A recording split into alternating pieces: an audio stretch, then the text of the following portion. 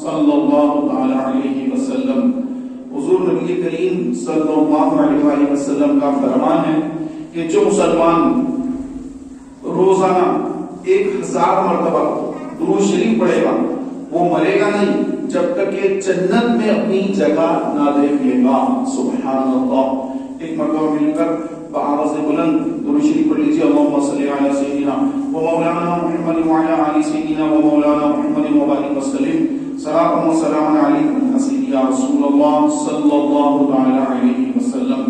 محترم پیارے بھائیوں، اللہ کے رسول صلی اللہ تعالی علیہ وسلم کی بارگاہ میں کچھ غریب لوگ، بالکل غریب لوگ جن کے پاس پیسہ نہیں اور حج پر بھی جا نہیں سکتے، مدینے سے مکہ 425 کلومیٹر ہے، لیکن اتنا بھی زیادہ سفر ان کے پاس نہیں۔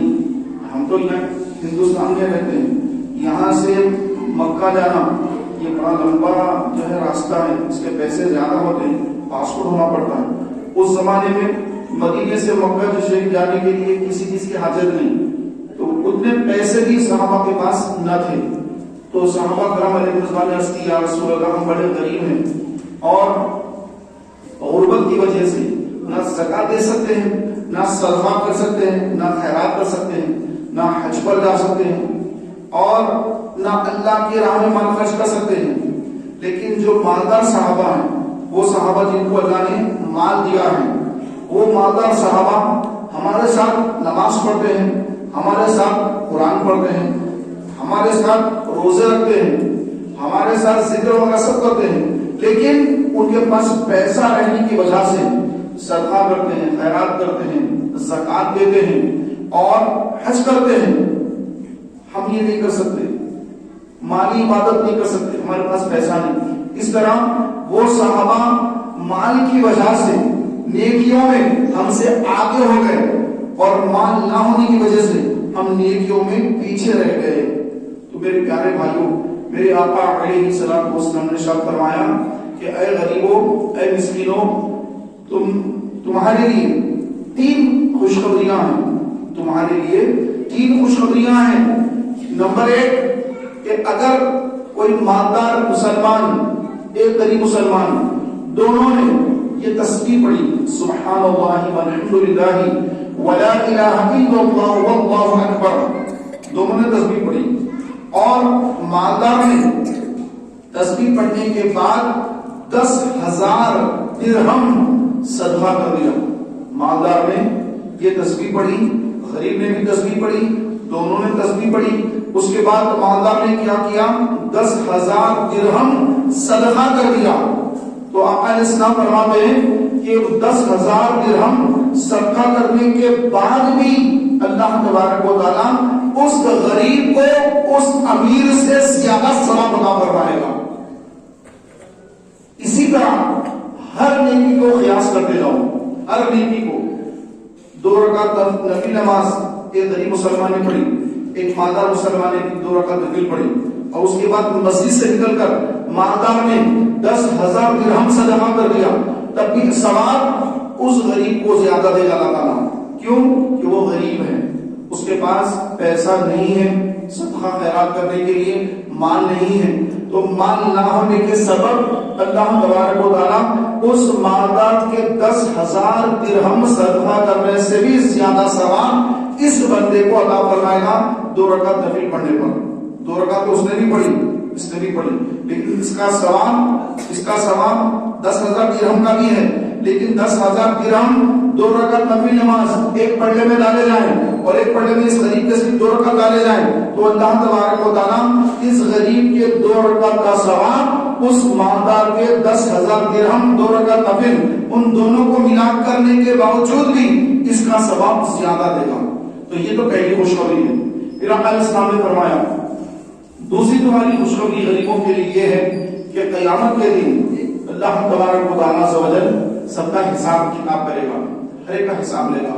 مالداروں کا، جتنے مالدار ہیں، جن کو جتنا پیسہ ملا، سب کو حساب دینا ہے کہ پیسے کہاں سے کمائے، کہاں خرچ کیے، تو ایک ایک پیسے کا بھی اللہ تعالیٰ حساب لے گا۔ تو یہ حساب و کتاب جو ہے وہ شروع کب ہوگا؟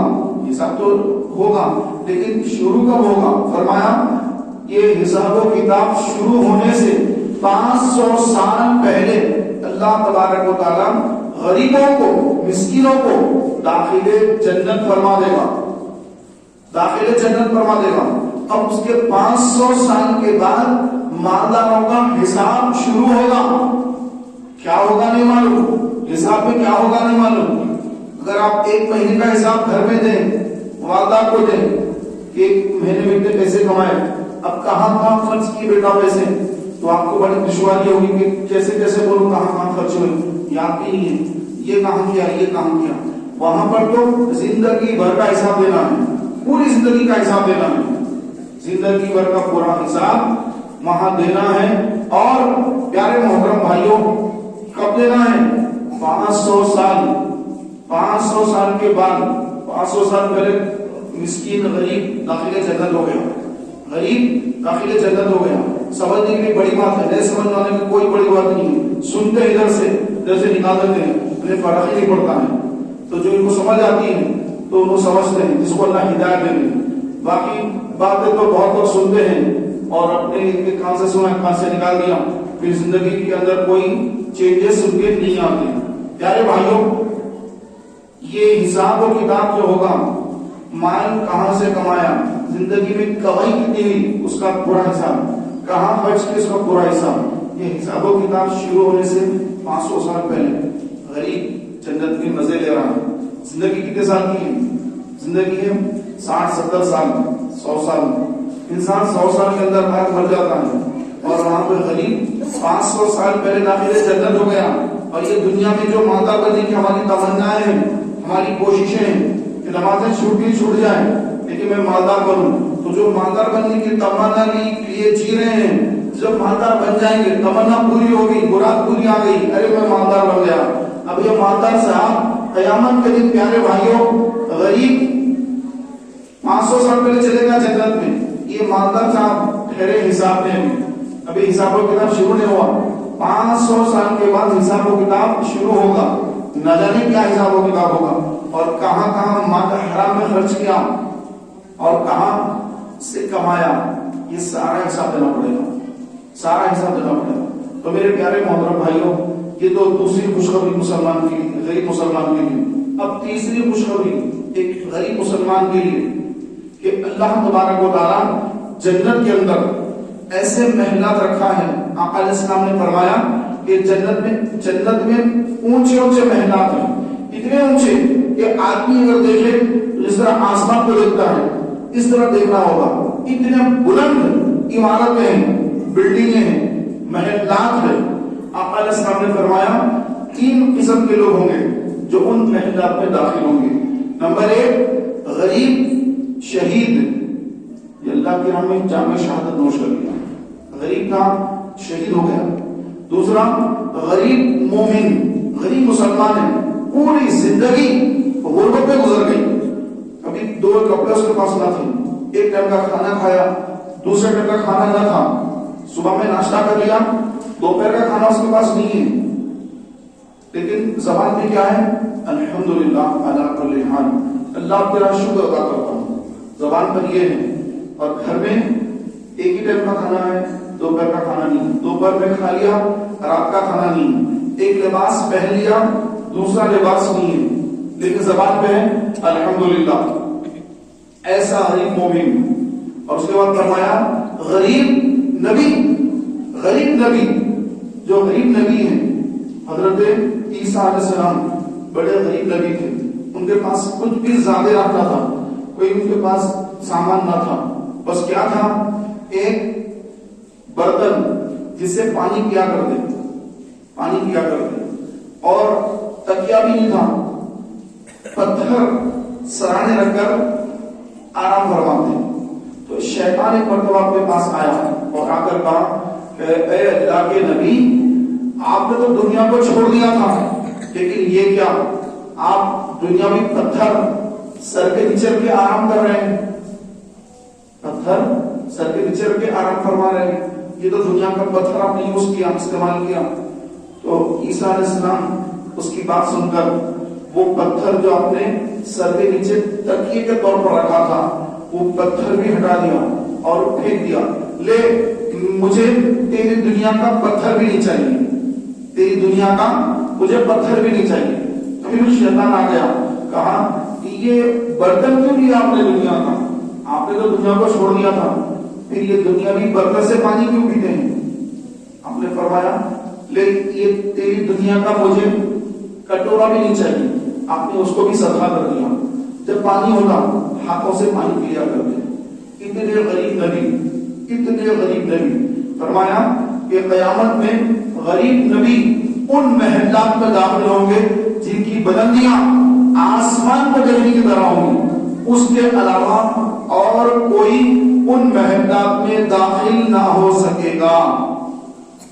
میرے پیارے بھائیوں، تو جو مسلمان غریب رہ کر اللہ کا شکر ادا کرتے ہیں کہ اے اللہ تیرا شکر ہے، اے اللہ ہر حال میں تیرا شکر ہے۔ اب یہ جو خوشخبریاں ہیں یہ ہمارے لیے نہیں ہے، یہ ان لوگوں کے لیے ہے جن کے پاس ایک ٹن کا کھانا ہے دوسرے ٹن کا کھانا نہیں ہے، ایک لباس پہن لیا تو دوسرا لباس نہیں ہے، ان کے لیے ہے۔ ہمارے پاس تو دنیا کے لباس گھروں میں رکھے ہوئے ہیں، کھانے کے تھیلے، چاول کے تھیلے رکھے ہوئے ہیں، اور تیل رکھا ہوا ہے، گوشت رکھا ہوا ہے، ترکاریاں رکھی ہوئی ہیں، سب رکھا ہوا ہے ہمارے پاس گھروں میں، ایک ایک دن کا نہیں مہینوں کا رکھا ہوا ہے۔ بڑی بڑی جو ہے دکان کی دکان گھر میں اتر جاتی ہے، تو ماشاءاللہ بہت کچھ ہے، لباس اتنا ہے کہ الماری بھری ہوئی ہے۔ یہ ہمارے لیے نہیں ہے پیارے بھائی، یہ غریب مومن اس کے بعد جو شکر گزار ہیں ان کے لیے۔ تو ہم کیا کریں؟ ہم بیچ کے ہیں، نہ ہمارے پاس زیادہ مال ہے نہ بالکل اتنے ہیں، ہم بیچ کے ہیں، میڈیم کلاس۔ لیکن میڈیم کلاس رہ کر تمنا یہ ہے ہائی کلاس بن جائیں، اپر کلاس بن جائیں، مال خوب آ جائے، تمنا، خواہش، محنت، کوشش، دعا سب لیجیے، پیسہ آئے یار، پیسہ آ جائے یار۔ میرے پیارے بھائیوں، فرمایا کہ جنت جو ہے، جنت اس کی جو خوشبو ہے وہ 500 سال کی دوری سے جنت کی خوشبو جنت پہ جانے والوں کو محسوس ہونا شروع ہو جائے گی۔ 500 سال کی دوری سے جنت کی خوشبو آ رہی ہے۔ کہاں ہے جنت؟ 500 سال کا راستہ ہے، جنت کی خوشبو آ رہی ہے۔ تو جنت میں داخل ہونا یہ بہت بڑی کامیابی ہے۔ پیارے بھائیوں، نبی اکرم علیہ السلام نے ارشاد فرمایا یہ جو دنیا ہے یہ دنیا کی مثال سمندر کی طرح ہے۔ دنیا کی مثال، دنیا آخرت کی مثال دی آپ علیہ السلام نے۔ اس طرح سمندر ہوتا ہے، سمندر، اور سمندر میں اگر کوئی انگلی ڈبائے تو اس میں جو پانی لگتا ہے وہ پانی اور سمندر کی مثال ایسی ہے جیسے دنیا اور آخرت۔ آخرت سمندر ہے اور دنیا اس سمندر میں انگلی ڈالنے کے بعد جو پانی انگلی کو لگا وہ دنیا ہے، وہ دنیا ہے، اور سمندر آخرت ہے۔ تو سمندر کا کنارہ کبھی دیکھا ہے؟ کہاں ہے؟ اس کی تہ کتنی ہے، کتنی نیچے ہوتا ہے سمندر؟ کبھی سمندر کے پاس ٹھہر کر دیکھیں اور انگلی ڈال کر دیکھیں کہ انگلی میں کتنا جو ہے پانی لگا انگلی کو، یہ دنیا ہے۔ کتنا پانی انگلی کو لگا ہے، یہ دنیا ہے، اور یہ سمندر ہے۔ حد نگاہ تک، جہاں تک نگاہ جا رہی ہے سمندر ہی سمندر ہے۔ اس کے بعد پھر آسمان نظر آ رہا ہے، آسمان یوں ڈوب رہا ہے اور پانی پانی ہے پورا۔ تو میرے پیارے محترم بھائیوں، تو سمندر کہاں، اور سمندر میں ایک انگلی ڈالنے کے بعد انگلی کو جو پانی لگتا ہے وہ پانی کہاں؟ تو ہم ساری زندگی اس انگلی کو لگنے والے پانی کو حاصل کرنے میں ساری عمر لگا بیٹھے ہیں۔ زندگی کا مقصد یہ سمجھ لیا کہ انگلی کو جتنا پانی لگا ہے وہ پانی مجھے مل جائے، آگے جو سمندر ہے اس کی فکر نہیں۔ سمندر ہے آگے، وہ سمندر کیسے حاصل کروں؟ نہیں، یہ انگلی کو جو پانی لگا ہے بس یہ مجھے مل جائے، اس کے لیے قتل کرنا ہے، قتل کرنے تیار ہوں۔ بھائی کا حق مارنا ہے، سگے بھائی کا حق مار کے کھا جاؤں گا۔ بہنوں کا حق مار کے کھانا ہے، بہنوں کا حق مار کے کھا جاؤں گا۔ جھوٹ بولنا پڑے گا، ٹھیک ہے، جھوٹ بولنے کا کوئی بات نہیں۔ غیبت کرنی پڑے گی، غیبت کروں گا۔ ماں باپ کو دل دکھانا ہے، ان کو تکلیف دینا ہے، گھر سے نکال دینا ہے ماں باپ کو، ٹھیک ہے، میں نکال دوں گا گھر سے۔ کیا کرنا ہے بولو، بس مجھے پیسہ مل جائے۔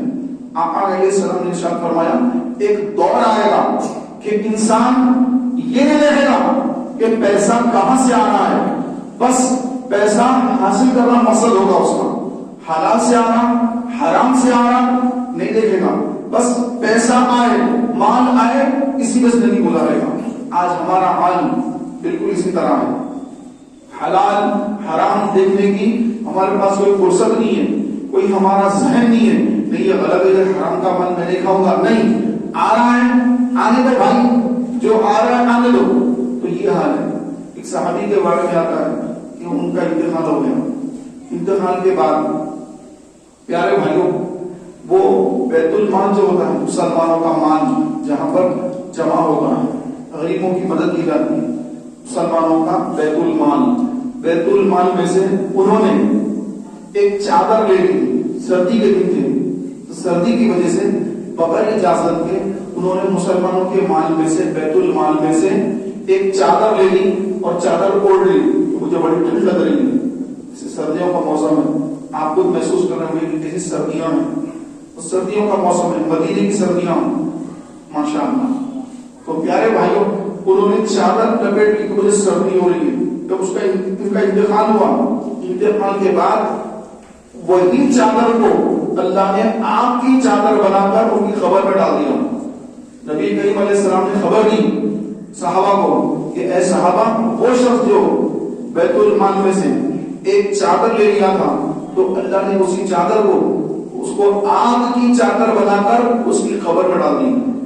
تو میرے پیارے محترم بھائیوں ایک ایک چیز کا اللہ تعالیٰ حساب لے گا، ایک ایک چیز کا بھی اللہ تعالیٰ حساب لے گا، لیکن ہمیں حساب کی کوئی فکر نہیں ہے۔ ہم سمجھ رہے ہیں بس ایسے چلے گا، کچھ ہونے والا نہیں ہے۔ تو میرے پیارے بھائیوں ایسا نہیں ہے، قیامت کا دن ہوگا اور انسان اپنے پیر جگہ سے ہٹا نہیں سکے گا، جہاں اس کے قدم ہے وہ قدم کو زمین پکڑ لے گی، جب تک اللہ کے حضور حساب و کتاب نہ ہوگا تو جب تک ہٹ نہیں سکیں گے۔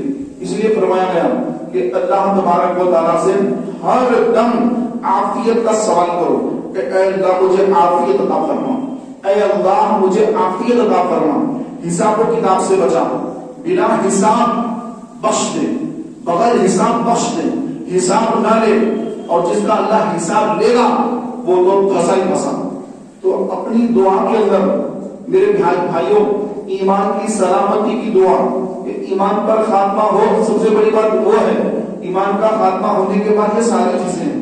ایمان پر خاتمہ اگر نہیں ہوا، مسلمان نہیں مرا انسان، کافر ہو کے مر گیا، جیسے یو پی میں ایک رافضی تھا منحوس، وہ دوسرا جو مذہب ہندو مذہب قبول کر لیا، پہلے سے رافضی تھا، گمراہی تھا پہلے سے ہی، بعد میں مکمل جو ہے کافر ہو گیا۔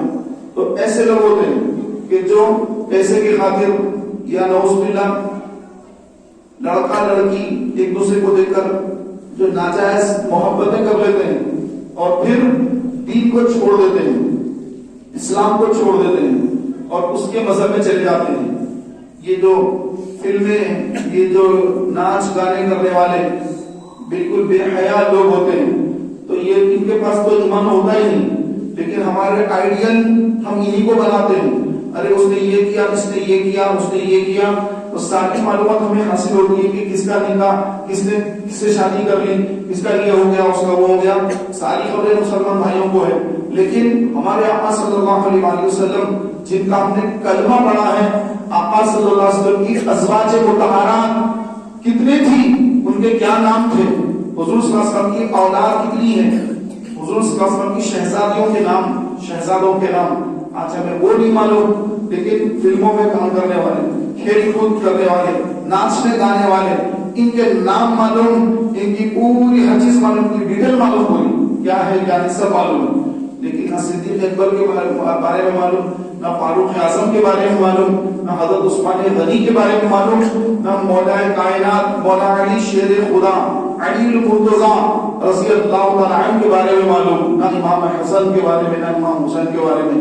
جن کو آئیڈیل بنانا تھا ان کو تو ہم نے چھوڑ دیا ہے، اور وہ لوگ جو ناچ گانے والے ہیں، جو کفر شرک میں مبتلا ہیں، گمراہی میں مبتلا ہیں، جب ان کی موت آئے گی، موت کا فرشتہ جب ان کے سر پر ہوگا، ان کے سامنے ہوگا، تو ان کی ساری عیش خوشیاں ختم ہو جائیں گی، ان کی ساری عیاشیاں ختم ہو جائیں گی، اور ملک الموت علیہ السلام جب ان کی روح قبض کریں گے ان کو اس وقت خبر ہوگی کہ زندگی بھر جو ناچ گانے کرتے رہے وہ سب بیکار ہو گیا، اور اب موت آ گئی ہے، اب ہمارے ساتھ کیا ہوگا۔ ان کو اس وقت آنکھ کھلے گی، تو یہ آنکھیں بند کر کے زندگیاں گزار رہے ہیں، تو ان کو دیکھ کر ہمارے مسلمان بھائی ان کے پیچھے بھاگ رہے ہیں، ان کی طرح اپنے بال رکھتے ہیں، ان کی طرح لباس پہن لیتے ہیں، ان کی طرح ایکٹنگ کرتے ہیں، بات چیت کرتے ہیں، ان کی طرح جو ہے ان کی طرح بننے کی کوشش کرتے ہیں کہ میں ایسا بن جاؤں، میں ایسا بن جاؤں۔ کاش ان کا یہ ذہن ہوتا کہ میں حضور کی غلامی اختیار کروں، میرے آقا علیہ السلام نے جیسا لباس پہنا میں بھی اسی لباس پہنوں، آقا علیہ السلام نے جس طرح داڑھی رکھنے کا حکم دیا میں بھی اپنے چہرے پر داڑھی رکھوں۔ حضور نبی کریم علیہ السلام کے صحابہ سب داڑھی والے تھے، ہر صحابی کے چہرے پر داڑھی تھی۔ حضور نماز پڑھا رہے ہیں، صحابہ پیچھے کر کے نماز پڑھ رہے ہیں، سارے صحابہ داڑھی پہ ہیں، سارے صحابہ امامہ شریف باندھ کر ہیں، نبی کریم علیہ السلام امامہ شریف باندھ کے ہیں۔ آج ہم اپنا حال دیکھیں، مسلمانوں کا حال دیکھیں کہ نماز پڑھنے آئے ہیں تو بس ایک ٹوپی کسی نے رکھی تو مسجد کی ٹوپی ہے، آئے مسجد کی ٹوپی پہنی اور پھر مسجد پر رکھ کے چلے گئے، بالوں کو یوں یوں کر کے پھر باہر نکل کے چلے گئے۔ یہ حال ہمارا ہے تو ہماری زندگی کیسے گزر رہی ہے، اور صحابہ کرام علیہ الرضوان نے کیسی زندگیاں گزاری، اور اتنی غربت میں وہ شکر صبر اور شکر کرتے تھے، صبر کرتے اور شکر ادا کرتے کہ اے اللہ تیرا شکر ہے، ہر حال میں تیرا شکر ہے، کبھی زبان پر ناشکری نہیں آتی، اور ہمارے پاس اتنا سب کچھ رکھنے کے باوجود ہماری زبانوں پر ناشکریاں ہیں۔ اللہ نے اس کو نوازا، اس کو نوازا، اس کو اتنا مالدار بنایا، میرے پاس پیسہ نہیں ہے، میں غریب ہوں۔ ہر شخص اپنے آپ کو غریبی سمجھ رہا ہے کیونکہ وہ اپنے سے اونچے والے کو دیکھ رہا ہے۔ آقا علیہ السلام نے فرمایا مالداروں کی صحبت میں مت بیٹھو، مالداروں کی صحبت میں مت بیٹھو، بلکہ اپنے سے جو نیچے ہیں، اپنے سے جو کم ہے مال میں، ان کو دیکھو، ان کو دیکھو کہ آپ کے پاس تو ماشاءاللہ چار لباس ہے اچھے پہننے کے، ایک غریب کو دیکھو اس کے پاس تو چار لباس نہیں ہے، وہ تو ایک ہی لباس میں بیچارے کا لباس میلا ہو گیا، تو اس کو دیکھو، پھر اپنے آپ کو دیکھو، پھر شکر ادا کرو گے کہ اللہ تیرا شکر ہے میں تو اتنا اچھا لباس پہنا ہوں۔ ایک غریب کو دیکھو جو ایسے گھر میں رہتا ہے، بارش ہوتی ہے اس کے گھر میں پانی کا ٹپکتا ہے، بارش ہوتی ہے گھر میں پانی آ جاتا ہے، اس کا سامان بھر جاتا ہے۔ آپ تو ماشاءاللہ بڑے بڑے فلیٹ پہ رہتے ہیں، عالیشان گھروں میں رہتے ہیں، آپ کا حساب، اس کے بعد آپ سے اونچے کو دیکھ رہے ہیں، بھائی ایک ہی فلیٹ ہے یار، اس کے پاس تو اتنے بڑا فلیٹ ہے، وہ مقام پر وہ مقام پر وہاں اس کے فلیٹ ہے، یہاں نہیں، نیوزی لینڈ میں بھی، سوئٹزرلینڈ میں، دبئی میں ہے۔ آپ اپنے بڑوں کو دیکھیں گے تو آپ کبھی بھی دل سے شکر گزار نہیں بنو گے اللہ کی۔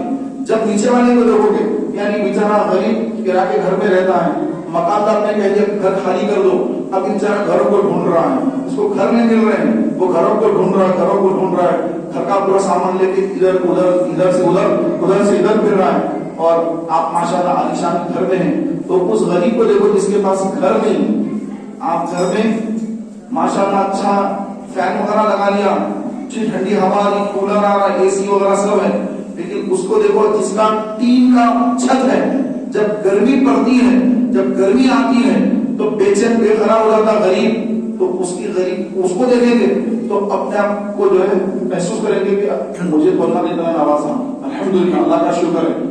تو میرے پیارے بھائیوں، کبھی بھی دیکھنا ہے تو اپنے سے غریب کو دیکھیں، اپنے سے مالدار کو نہ دیکھیں، ورنہ اس کو دیکھنے کے بعد دل میں تمنا ہوگی کہ میں بھی مال کماؤں گا۔ اب انسان حرام نہیں دیکھے گا، حلال نہیں دیکھے گا، جو آئے وہ لیتا چلا جائے گا اور آخرت میں پھنس جائے گا۔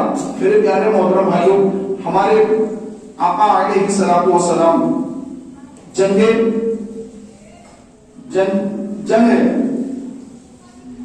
خندق کے موقع پر نبی کریم علیہ الصلوۃ والسلام کی بارگاہ میں ایک صحابی آئے، عرض کی یا رسول اللہ مجھے بہت بھوک لگی ہے، یہ گڑھا کھودتے کھودتے میں تھک گیا ہوں، گھر میں کھانے کو کچھ نہیں ہے، مجھے بہت بھوک لگ رہی ہے یا رسول اللہ۔ تو سرکار نبی کریم علیہ الصلوۃ والسلام نے اپنا کرتا مبارک اٹھایا، پہلے وہ صحابی نے اٹھا کر بتایا کہ میں نے اپنے پیٹ پر پتھر باندھ لیا، پیٹ پر پتھر باندھ دیا، بھوک کی وجہ سے پیٹ اندر چلا گیا ہے اور درد ہو رہا ہے، تو میں نے پتھر باندھ لیا۔ تو تو نبی کریم علیہ السلام کی بارگاہ میں انہوں نے پتھر بتایا تو آپ علیہ السلام نے اپنا کرتا اٹھا کر بتایا کہ دیکھو تمہارے پاس ایک پتھر ہے لیکن میں نے اپنے شکم اتھر پر 2 پتھر باندھے ہیں. حضور علیہ السلام نے اپنے پیٹ مبارک شکم اتھر پر 2 پتھر باندھے رہے ہیں. آپ علیہ السلام بھوکے رہ کر خندق کھود رہے ہیں. خندق یعنی گڑھا کہ سامنے سے جو کفار کی فوج آئے گی تو وہ بھی گڑھا پھاند کر آگے لائے. پورے مدینے کو اطراف سے کھودا, بہت گہرا کھودا, اس کو خندق کہتے ہیں. جنگ خندق جس قرآن پاک میں سورہ احزاب اسی کو کہتے ہیں. سورہ احزاب میں اس کا تفصیلی ذکر ہے, آپ کبھی پڑھیں اس کو. تو میرے پیارے بھائیوں, ہمارے آقا علیہ السلام اپنے شکم اتھر پر, اپنے پیٹ پر 2 پتھر باندھ کر خندق کھودے اور ہم پیٹ بھر کھا کر ڈکانے لے کر نماز کو نہ آئے, نماز کو بھی نہ آئے اور آپ علیہ السلام خندق کھود رہے ہیں. تو کتنی ہم جو ہے اسلام سے دوری اختیار کر لی, کتنے پکے دنیا دار بن گئے. میرے پیارے بھائیوں, اس دنیا داری سے نکل کر آخرت کی تیاری کی طرف آنا ہے. موت کس کی کب آ جائے کسی کو خبر نہیں ہوتی, اور جب انسان کی موت آتی ہے تو وہ پچھتاتا ہے, افسوس کرتا ہے کہ ہائے میں نے کوئی تیاری نہیں کی. کیونکہ زندگی پر جنازے دیکھا, فلاں کا انتقال ہو گیا, موبائل میں خبر آ گئی, اخبار میں نیوز آ گئی, وہ یہ سمجھ رہا ہے کہ اس کا انتقال ہوگا, اس کا ہوگا, اس کا ہوگا, میرا تو نہیں ہو سکتا, میرا اتنی جلدی کیسے ہو سکتا ہے. تو انسان, ہر انسان یہ فکر میں ہوتا ہے کیونکہ میری ذمہ داریاں جو ہیں, میرے بچے چھوٹے ہیں, میرے والدین ابھی ان کی خدمت کرنا ہے, میں نے بچوں کی شادیاں ہیں, ابھی بچی کے لیے لڑکا دیکھ رہے ہیں, اتنی جلدی انتقال تو نہیں ہو سکتا میرا, ذمہ داریاں اتنی میری. تو میرے پیارے بھائیوں, جس کے بچے بڑے ہیں وہ شادی کی, بچوں کی شادی کی فکر میں ہیں. جن کے بچے چھوٹے ہیں وہ اپنے بچوں کی پرورش, تعلیم و تربیت جب تک نہیں ہوگی مجھے موت نہیں آئے گی, وہ یہ سمجھ بیٹھا ہے. لیکن اللہ کی بارگاہ میں ہر ایک کے بارے میں لکھا ہوا ہے کہ کس کی موت کب آنے والی ہے. اور ہم سمجھتے ہیں کہ آپ اتنی جلدی مر گیا, وہ جلدی ہمارے حساب سے ہوتی ہے. اللہ کے علم میں جتنی اللہ نے اس کو زندگی دی وہ اللہ کے علم کے مطابق برابر ہوتی ہے. ہم سمجھتے ہیں کہ اتنا ضعیف ہو کہ آدمی جی رہا ہے, یہ نوجوان مر گیا ہے. تو میرے پیارے بھائیوں, ہمارے پاس یہ نوجوان, بوڑھا وغیرہ وغیرہ ہے, لیکن اللہ کے علم میں اللہ نے جس کو جتنی عمر عطا فرمائی, جب اس کی عمر پوری ہو جاتی ہے تو موت کا فرشتہ آ کر اس کی روح قبض کر لیتا ہے اور وہ انسان غفلت میں رہتا ہے. ابھی تو میرے بہت سارے کام باقی ہیں, جاب کے کام باقی ہیں, اور میرا وہاں پر اکاؤنٹ ہے, میرا یہاں یہ کاروبار ہے, یہ ادھورا رکھ کر میں کیسے بڑھ سکتا ہوں. یہ سارے کام ہونے کے بعد اللہ تعالیٰ مجھے موت دے گا تو میں مروں گا. جب تک یہ سارے کام مجھے کرنے ہیں تو ہم اس غلط فہمی میں مبتلا ہیں. ایسا کچھ نہیں ہوتا پیارے بھائیوں. موت جب آتی ہے نہ وہ ذمہ داریاں دیتی ہیں, نہ وہ شادی کا دن دیتی ہے. کئی ایسے دلہا ہیں, ایسی دلہنیں ہیں جن کی شادی کا دن ہے, اسی دن ان کا انتقال ہو گیا, شادی کا گھر ماتم میں تبدیل ہو گیا. آئے دن ایسے واقعات ہوتے رہتے ہیں. دلہا آ رہا تھا, حادثہ ہو گیا, ایکسیڈنٹ ہو گیا, رات بھر جاگے, صبح جب دلہے کو اٹھانے گئے, شادی ہونے والی ہے, رات بھر ناچ گانا ہوتا رہا, صبح ناچ گانے کی محفل ختم ہوئی, فجر بغیر پڑے, نوشاد سو گیا, اور جب دل میں جا کر اٹھائے تو پھر وہ مردہ ہے, اس کا انتقال ہو چکا ہے. ساری شادی کی تیاریاں ایک دم ماتم کلے میں تبدیل ہو گئی, ماتم کلا بن گیا گھر, روم راک اٹھ گیا گھر کے اندر. تو موت کبھی بھی آ سکتی ہے. موت کی تیاری ہر وقت کرتے رہنا چاہیے. انسان موت کی تیاری کیسے کرے کہ اللہ تبارک و تعالیٰ کے جو فرائض ہیں, حقوق اللہ ہے, نماز, روزے, زکات, حج, اس کا حساب کر لے. کیا مجھ پر حج فرض ہو گیا, حج ادا کر دیں. زکات ہر سال نکالنا ہے, کیا ہر سال زکات نکال رہا ہوں, کہ زکات باقی کو نہیں, زکات کا حساب. پھر ماہ رمضان کے روزے, جب سے بالغ ہوا ہوں, جب سے لے کر اب جو رمضان گزرا, جب تک ہر سال کے ایک مہینے کے روزے, ہر سال جو ایک مہینے کے روزے آتے ہیں 29 یا 30, وہ پورے رکھا یا اس میں سے کچھ باقی رہ گئے, اگر باقی رہ گئے تو اس کو ادا کرے, روزے رکھنا شروع کر دیں. نبی کریم علیہ السلام نے فرمایا سردیوں کے جب دن ہوتے ہیں جس میں راتیں لمبی ہوتی ہیں, دن چھوٹے ہوتے ہیں، یہ عبادت گزاروں کے لیے بہت بڑی نعمت ہے، کیونکہ دن چھوٹا ہے، روزہ رکھے گا تو آسانی سے روزہ مکمل ہو جائے گا، اور رات لمبی ہے تو جو ساری رات جاگ کر عبادت کرتے ہیں ان کے لیے راتیں بڑی نعمت ہیں۔ دن میں روزہ رکھا، رات میں عبادت میں مصروف ہے، تو یہ نیکوکاروں کے لیے جن کا ذہن ہوتا ہے ان کے لیے نعمت سے کم نہیں ہے کہ یہ سردیوں کے دن، لیکن ہمارے لیے سردیاں، گرمیاں، بارش سب برابر ہے۔ اب تو رمضان اور غیر رمضان یہ بھی برابر ہوتا جا رہا ہے۔ تو میرے پیارے اور محترم بھائیوں، ہمارے آقا نبی کریم صلی اللہ علیہ وآلہ وسلم نے جو موت کی تیاری کے بارے میں فرمایا کہ موت کو یاد رکھو، موت کو یاد رکھو، تو یہ روزے ادا کریں، قضا روزے، اور فرمایا نمازیں جو ہے ان نمازوں کا حساب لگائیں، جب سے انسان بالغ ہوا جب سے لے کر اب تک کتنی نمازیں اس کی قضا باقی ہیں، قضا نمازوں کا حساب لگا کر قضا نمازیں ادا کرنا شروع کر دیں، اور اگر قضا نمازیں ادا نہیں کرے گا تو میرے پیارے محترم بھائیوں پھر اس کی جو ہے حساب و کتاب اس کا ہوگا اور بڑی پریشانی میں مبتلا ہو سکتا ہے۔ لہذا جتنی نمازیں اس کا قضا ادا کرے، اس فجر کی 2 رکعت فرض، اگر کسی نے نمازیں چھوڑ دی، کئی زمانے سے نمازیں چھوڑے ہوئے ہیں، جمعے کو جمعہ نماز پڑھ لی، گھر چلے گئے، پھر عصر مغرب عشاء میں گئے، یا عصر مغرب پڑھ بھی نہیں، عشاء میں گئے، آقا علیہ السلام نے فرمایا کہ فجر اور عشاء یہ منافق پر بڑی بھاری ہے۔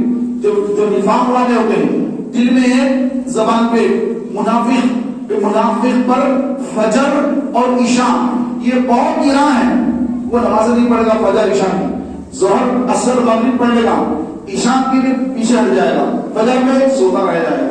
تو میرے پیارے محترم بھائیوں، اگر کسی کی نمازیں قضا ہو گئی، بہت ساری نمازیں چھوٹ گئی، قضا ہو گئی ہیں، تو اس کا حساب لگا لے کہ کتنے دنوں سے نماز نہیں پڑھ رہا ہوں، حساب لگا کر ایک دن کی 20 رکعتیں نماز ہوتی ہیں، 2 فجر کی، 4 ظہر کی، 4 عصر کی، 3 مغرب کی، عشاء کے 4 فرض، 3 وتر، 7 رکعت، ٹوٹل ہو گئی 20 رکعتیں۔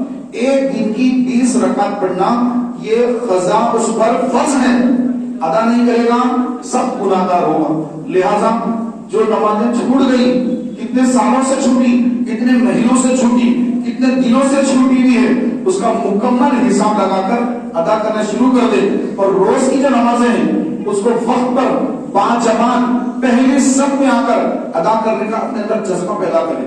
اذان سننا ہے، مسجد کے دروازے پر آ کر اذان سنوں گا، اور اذان کے ساتھ ہی جیسے اذان ختم ہوئی فجر کی سنت، اذان ختم ہوئی سنتیں پڑھ لے، اور اس کے بعد ذکر میں بیٹھا رہے جہاں یہاں تک کہ جماعت کھڑی ہو جائے، ایسا ذہن بنائے۔ بعض لوگ ایسے ہوتے ہیں کہ ابھی اذان نہیں ہے بعد میں جائیں گے، تو ایسا نہیں، بلکہ اذان سے پہلے ہی گھر سے نکل کر اذان سنے، کہاں پر؟ مسجد کے دروازے پر، ایسا ذہن بنائے۔ اللہ تعالیٰ مجھے آپ کو عمل کی توفیق عطا فرمائے، آمین بجاہ نبی رحیم صلی اللہ علیہ وسلم۔